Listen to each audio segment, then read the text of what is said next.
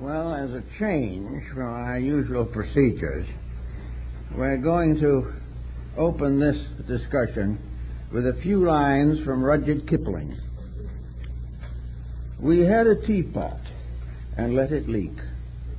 Not repairing made it worse. Now we've had no tea for a week, and the bottom's out of the universe. This is more or less the subject of our discussion. What's happened to the bottom of the universe?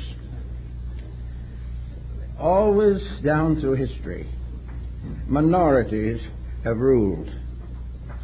And today, probably 10% of mankind, maybe less, is administering the other 90%, very seldom having any direct contact with the needs and problems of that vast majority.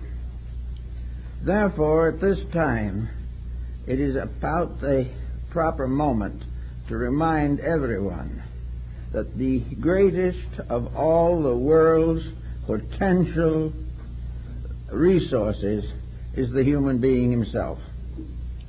We are the one important factor in the survival of our way of life.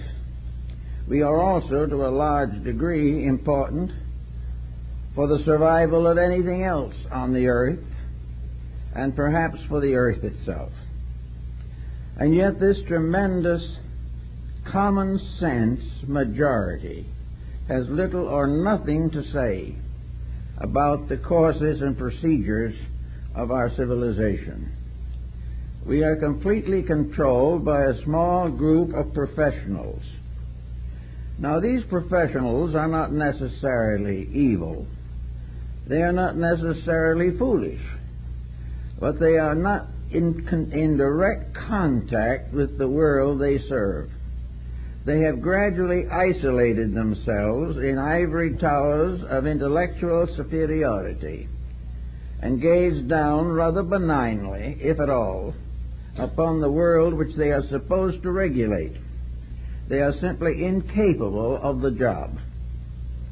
In the last 50 years, we've had the greatest advancements in science and education the world has ever known, and we're in the worst condition it has ever been in. It is because our entire attitude toward survival has very little basic contact with the essential humanity which it is supposed to guide, direct, and advance. There is a new humanism that is coming up, which it seems to me is well worth consideration, and that is the dignity, right, power, and authority of the folk. The folk is the great mass of people, and in its own natural environment and with reasonable consideration, this folk is nearly always right. There is some basic value there which expresses itself through the simple and natural interests of average persons. The average individual wishes to be a good parent, a good citizen, and a good child. He wants to live in a happy environment.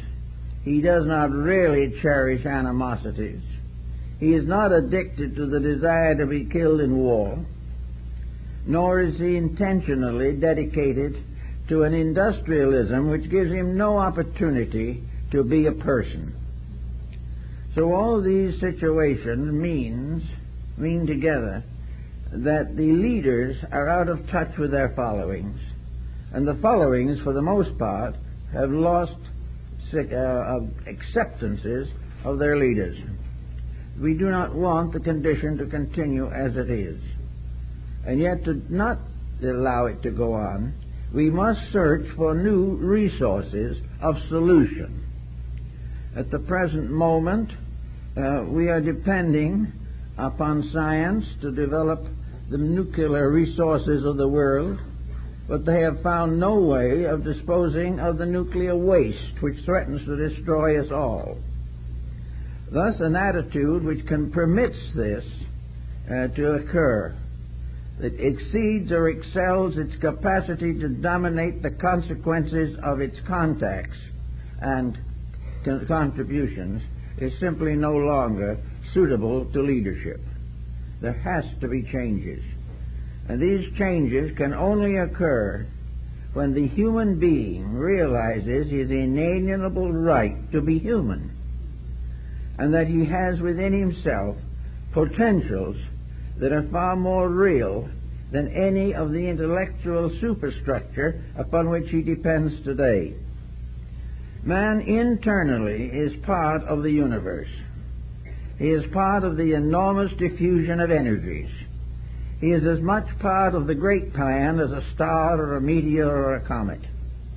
He is, if he can go within himself far enough, he can find the laws of his own survival. But he has refused to have the opportunity to have this researching within himself. The moment he arrives in this world, he comes under the influence of this strange leadership of infallible errors with which we have all been afflicted. He goes to school, but he is not taught to think. He is not taught to use his own resources. He is told to accept, to read the textbook and come to the same answer. If he does not come to that answer, he will not graduate. And if he will not graduate or does not graduate from school, then he cannot enter the institutions of higher learning. And if he doesn't enter those and become proficient in the beliefs that they hold and become a willing perpetuator of the status quo, if he will not do all these things, he is an outcast. He is then regarded as simply being a mediocre person wandering around in vagaries. This type of situation is getting to be a little too difficult. We are all sympathetic as we see these great monuments rise to human ingenuity. We realize how young people can become utterly fascinated with computers, how they can also become entranced with the possibility of making a trip someday to the moon. These things are tremendous inducements and are passed off constantly as indications of progress. But no one is paying any attention to the sewerage.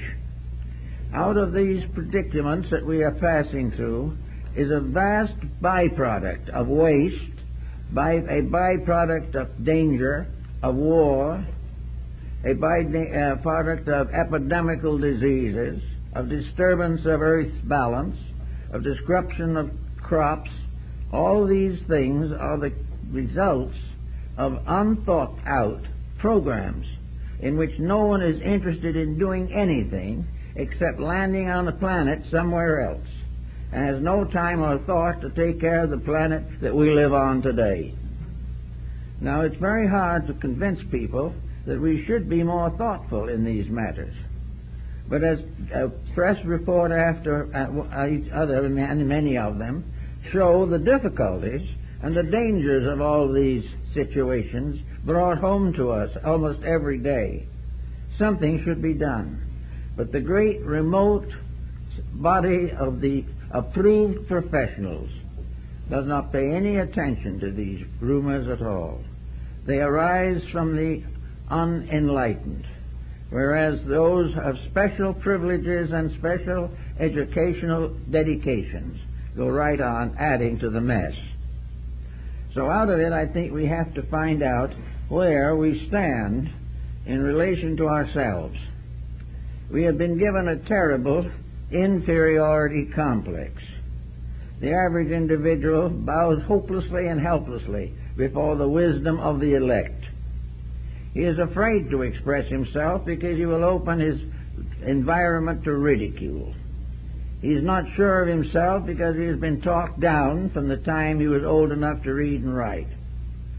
He is therefore in a confused state and has forgotten that of all the devices that man has developed, he will never develop one as important as that which was bestowed upon him by nature himself.